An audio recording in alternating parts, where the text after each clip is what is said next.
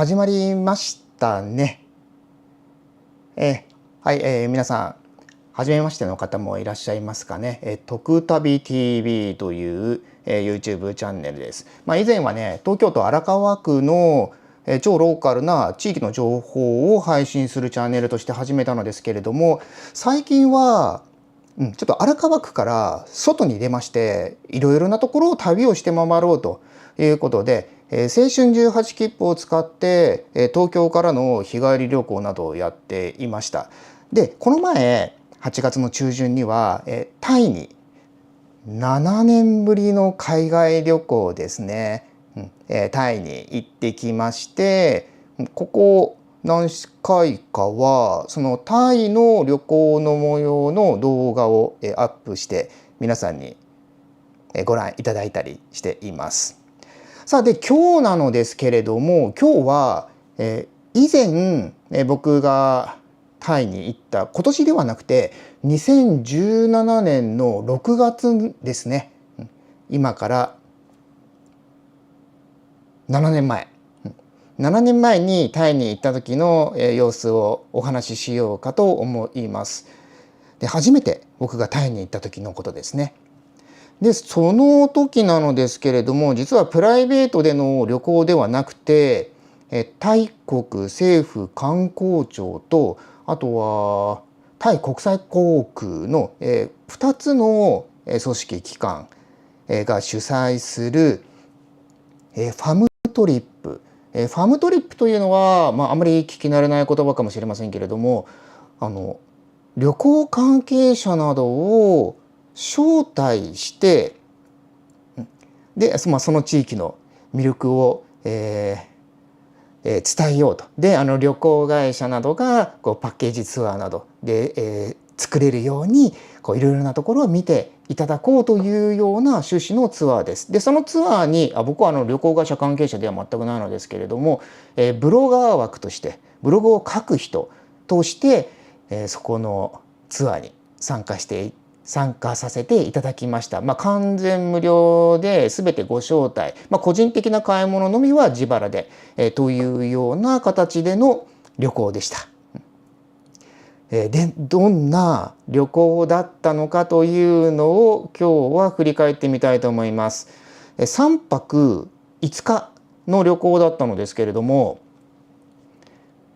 あまり今日長い時間やってもあれなので、ちょっとできるだけ短くしようと思って、初日の様子をちょっと振り返ってみようかなと思います。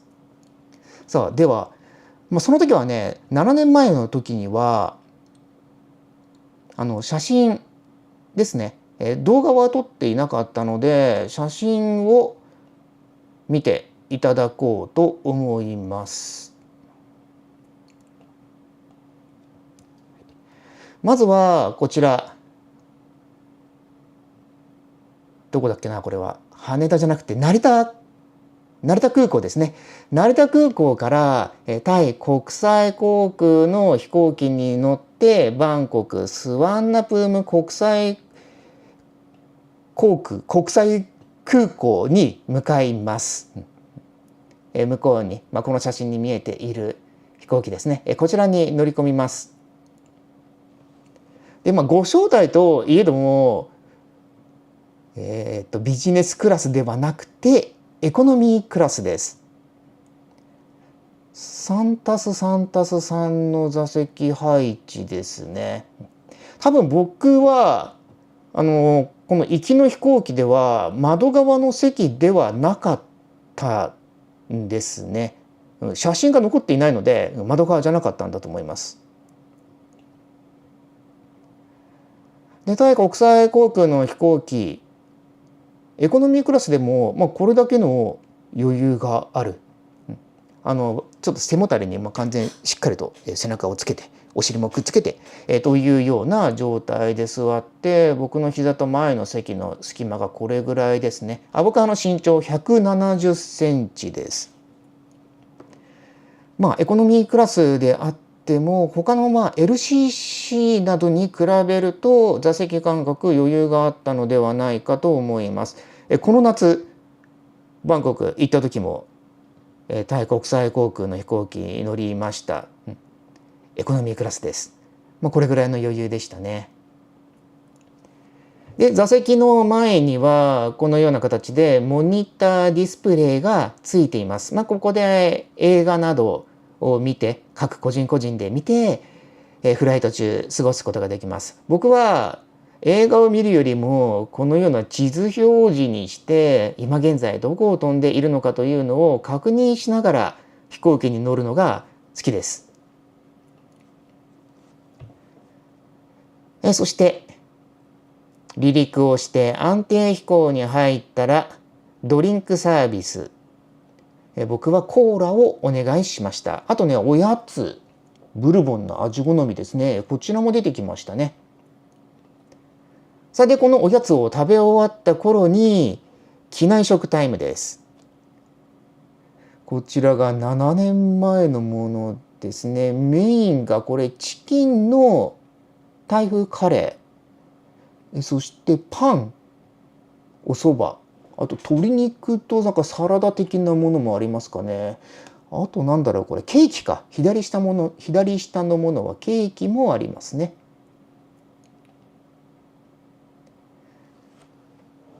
で、機内食が終わって、で、またしばらく経った後には、2度目のおやつタイム、グリコのアイスクリームが出てきました。この夏乗った時は、なんかもちもちした、あれはなんて言うんだろう、ちょっとピザを折りたたんだようなものが出てきたんですけれども、個人的にはこのアイスの方が好みです。さあ、そしてスワンナプーム国際空港、成田空港から約7時間くらいのフライトですね。飛行機から降りて入国手続きに向かう通路ですね。このようにこの奥の方にね、台風の建物などがあって、そう異国に来たなと、外国に来たなというような気分に早速させられます。さあ、空港からは、ツアーの皆さんバスに乗りました。ツアーバスでバンコク中心部に向かいます。これね、高速道路だと思うのですけれども、そういきなりね、もうこんな車が目に入ってきたんですよ。この時が僕のタイの初訪問の時です。結構衝撃的でしたね。高速道路なのに、こんな荷台に人が乗っているぞと、何かあったら大丈夫なのかなともう心配になりましたけれども、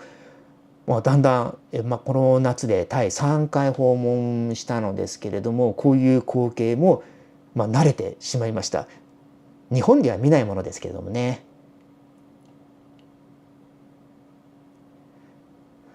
そしてこちらも高速道路から見えた風景ですね。この下の方に市場のようなもの、もう古い、もう昔から使っているようなパラソルが並んでいる市場ですね。これね、多分なんですけれども、これ写真には見えづらいのですが、タイ国鉄の駅がここにあるんじゃないかなと。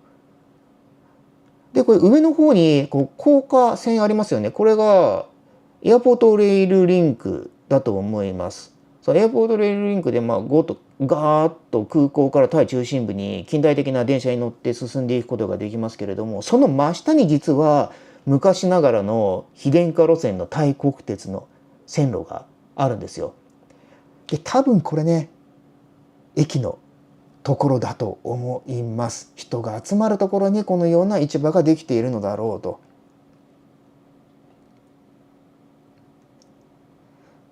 そして、タイのバンコクの中心部に入ってきました。これがね、ちょっとライブの文字で見えにくくなっていますけれども、MRT 地下鉄の駅、サムヤン駅かな。ここでね、人がね、たくさん出入りしているのを見て、やっぱりタイに来たんだと、バンコクに来たんだという気分がさらに高まってきました。高速道路の上から見ていた風景から今度は一般道路にこれ入っています。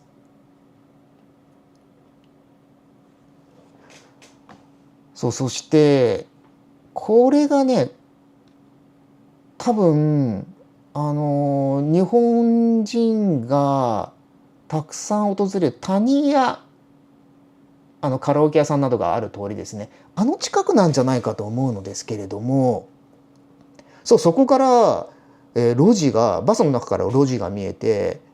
手前の方にいすゞの、荷台の方がもう完全オープンのトラック、多分あれもお客さん乗せて運ぶんだと思うのですけれども、先ほど高速道路で見たような車ですね。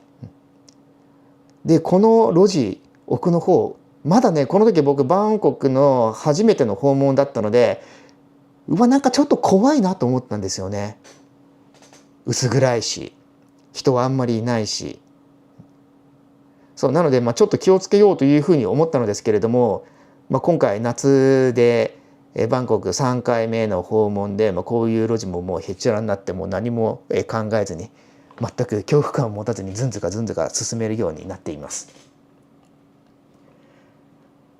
そしてバスで最初に連れて行ってもらったお店、これが夜ご飯です。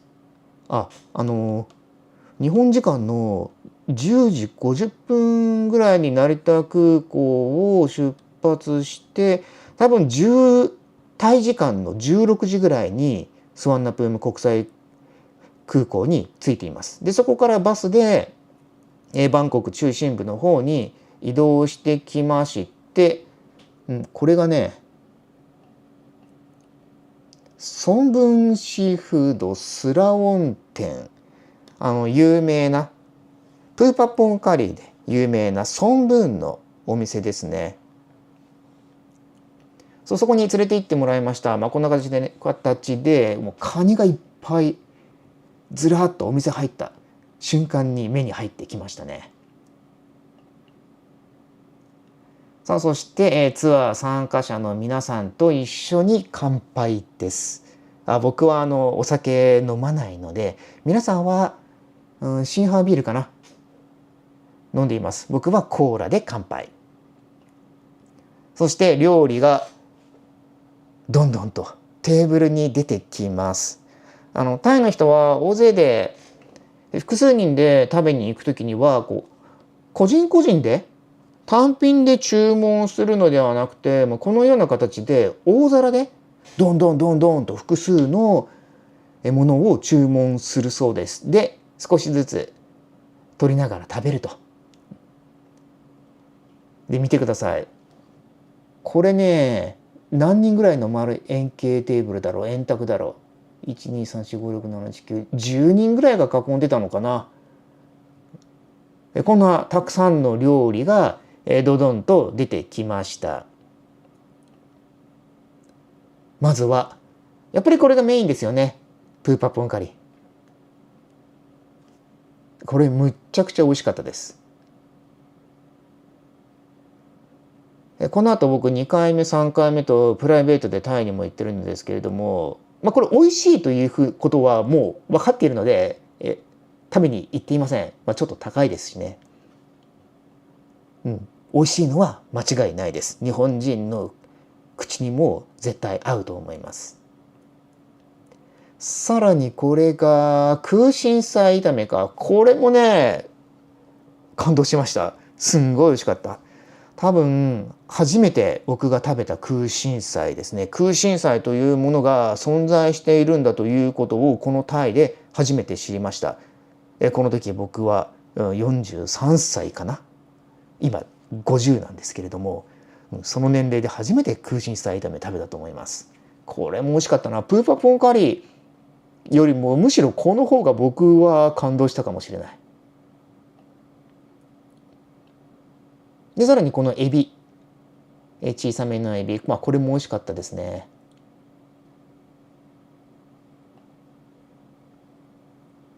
チャーハ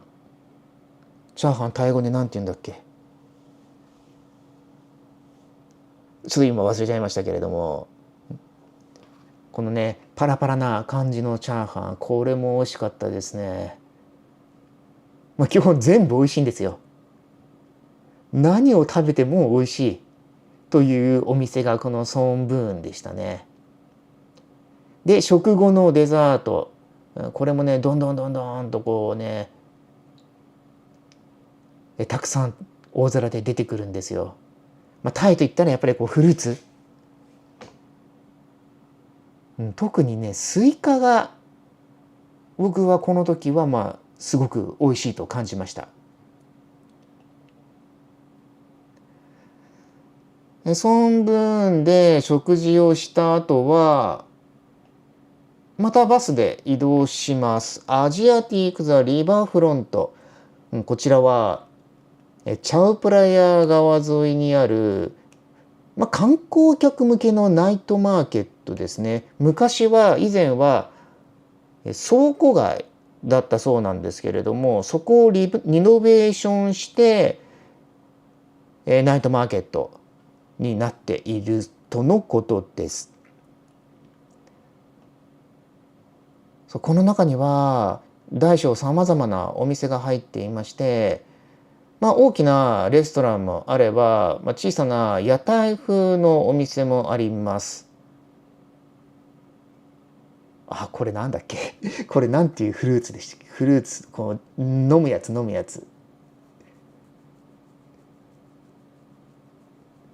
名前をど忘れしちゃったな。もうこれねよく見るんですけれども、僕まだこれをね飲んだことはないんですよ。そうこんなねフルーツのジュースもあれば、かなり、おしゃれ空間ですね。そしてこの写真に写っている人々を見る感じでもやっぱりこう多国籍、タイの地元の人が訪れるというよりもやっぱり観光客、タイから見た外国からの観光客が多く訪れるナイトマーケットだと思います。これね観覧車、この観覧車が日本の観覧車をイメージしていると、痛い目を見るじゃないですけれども、きっとびっくりすると思います。ものすごい速さです。すんごいスピードでぐるぐる回ります。しかも日本の観覧車の場合には基本一周じゃないですか、乗る時には。これね3周か4周ぐらい回ってくれるんですよ。すごいスピードで。結構面白いですよ。この時には1回目のタイの訪問時には僕は乗らなかったのですけれども、2回目の訪問の時一人でタイに行った時に一人観覧車しました。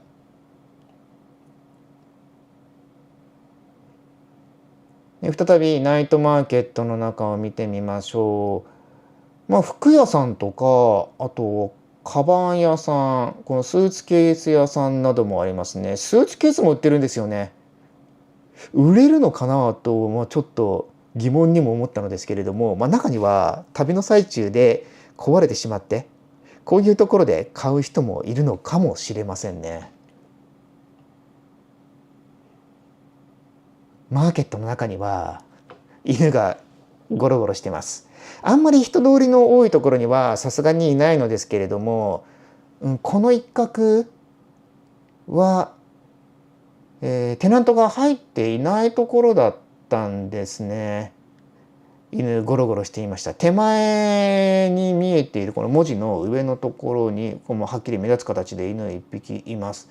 でちょっとこうボケてる、背景ボケしてるんですけれども、真ん中左ぐらいここにも犬寝転がっています。犬を踏まずに歩くのがなかなか難しいくらいゴロゴロ転がっていました。お土産屋さん、これなんか鳥のキャラクターで名前が書いてあるんでしょうね。でこの名前に合う人が買うという形でしょうかね。グランパとかグランマとかおじいさんおばあさんの、鳥というのもいました。雨でした。6月もタイでは雨季ですかね。6月から10月が雨季かな。雨季といっても一日中雨がザーザー降っているというわけではなくて、1日のうち1時間ぐらいザーッと降る。であとは雨は降らない。カラッと太陽がさんさんと輝くというような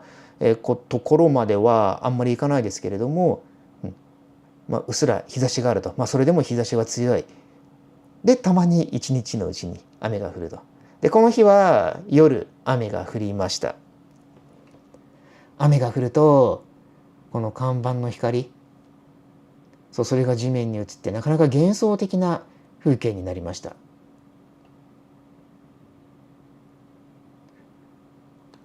これは僕がタイに行って初めて自腹で購入したもの。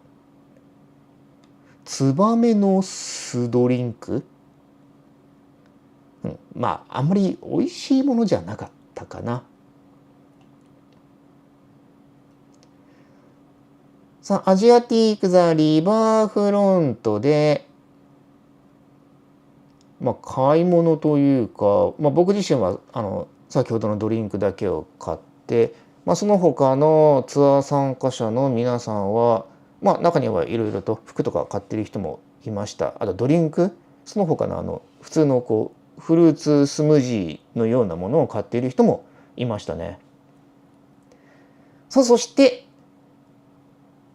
この日の宿泊場所に向かいました。3泊5日の旅、全ての宿泊がこちらザ・ランドマークバンコクという5つ星ホテル。こんなホテルに招待していただいちゃいました。これね、BTS の7駅のすぐ目の前にあるホテルです。超高級ホテルですね。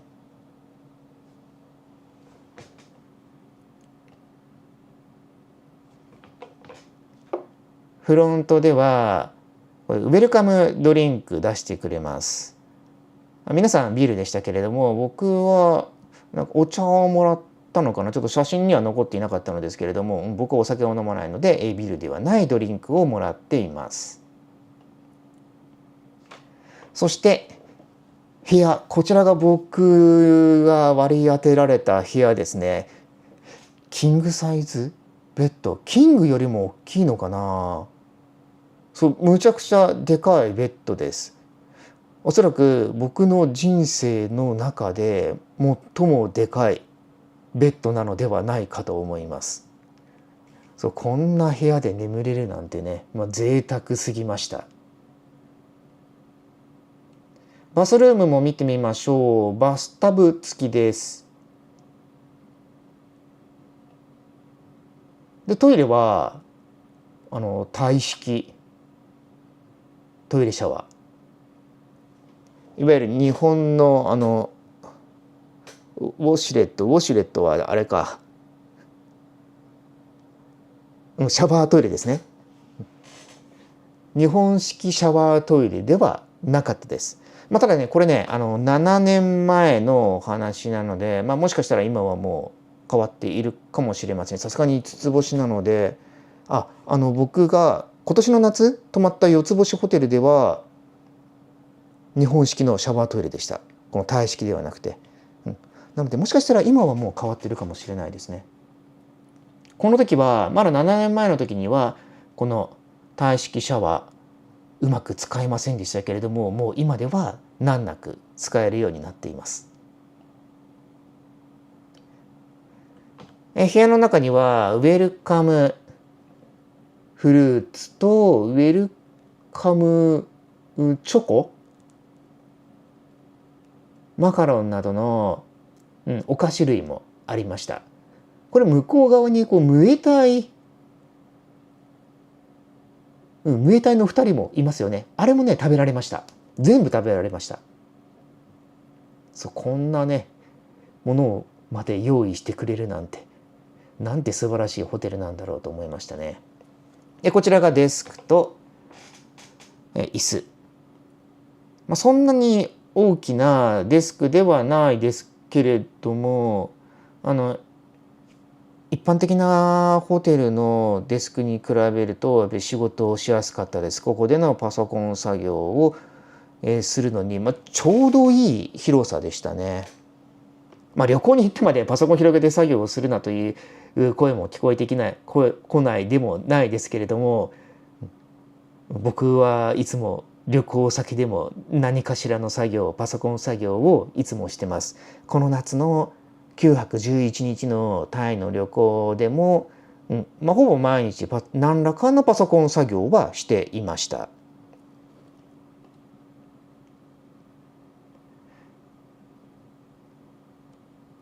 一人でベッドに寝転んで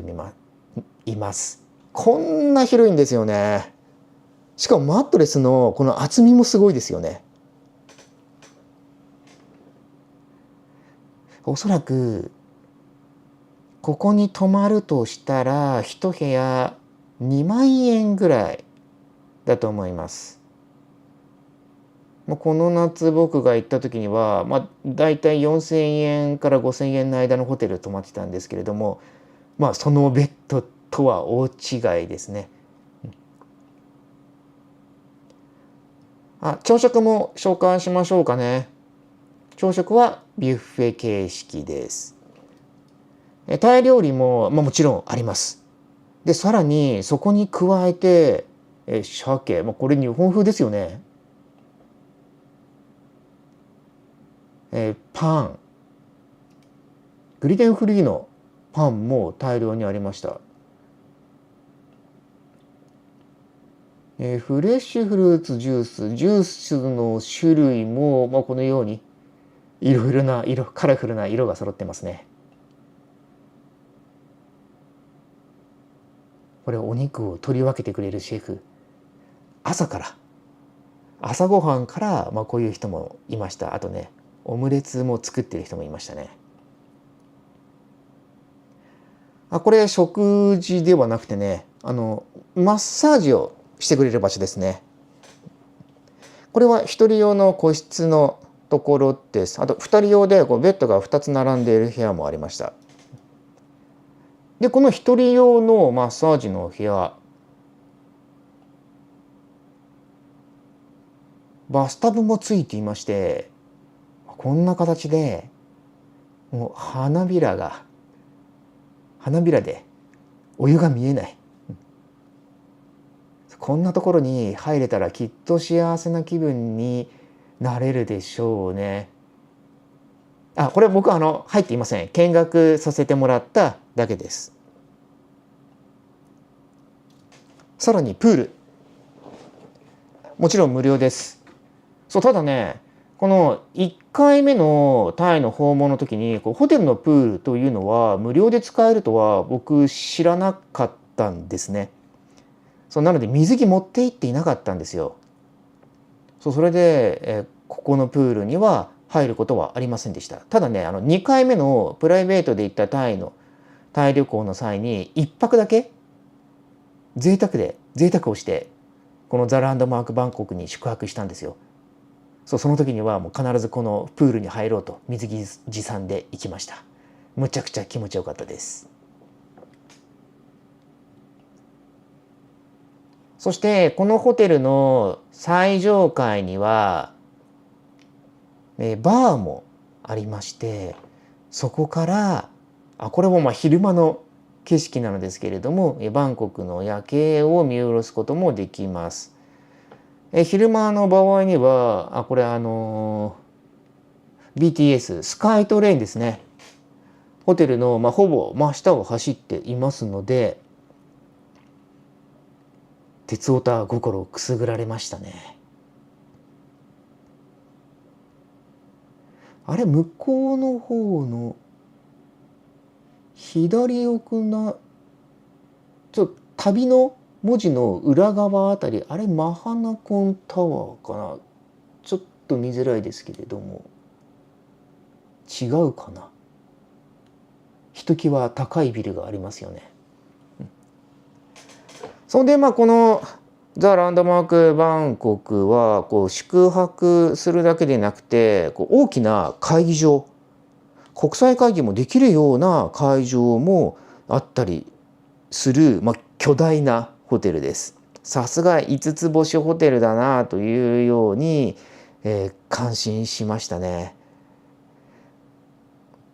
毎回毎回このホテルに泊まりに行きたいですけれども、さすがに一部屋2万円、1泊2万円、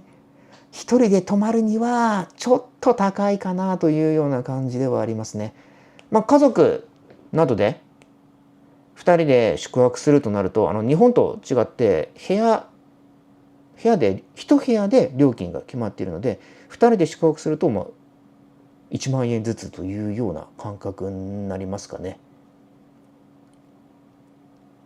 なので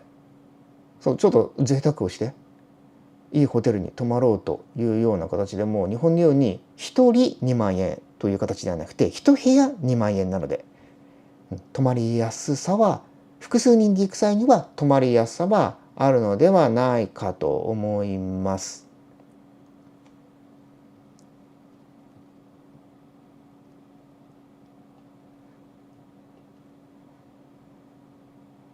さあ、というような形で、僕がこれまで3回タイに行ったことがある1回目のタイの訪問の初日のお話でした。最初の頃にもお話ししましたけれども、これはプライベートの旅行ではなくて、ファームツアー、ファームトリップと言われる旅行関係者とかブロガーとかインフルエンサ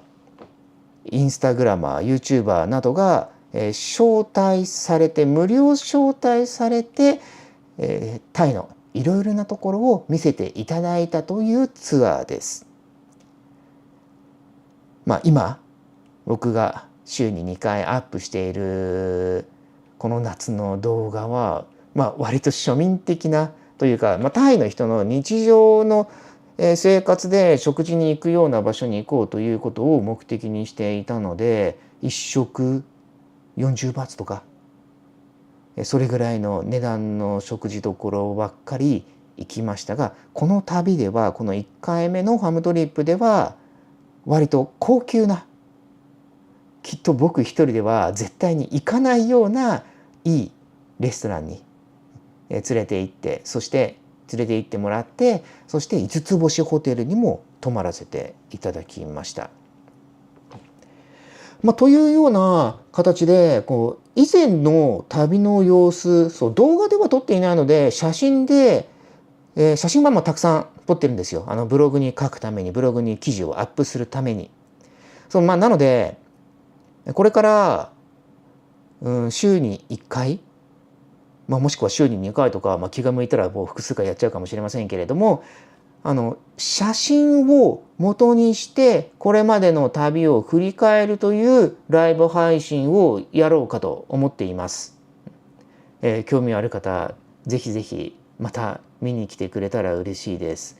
今回が旅の初日のお話でした。で、2日目はバンコクからちょっと離れてアユタヤに行っています。遺跡がたくさんある町ですね。そこも、今日見たバンコクの風景とは全然違う印象の町ですので、ぜひ見ていただきたいと思います。あらかじめもう決めちゃった方がいいですよね。これからね、じゃあね、今日金曜日です。なので、毎週金曜日の22時にライブ配信やると、だいたい30分くらいを目安にして、ということを決めたいと思います。決めました。次回は9月20日の金曜日の22時、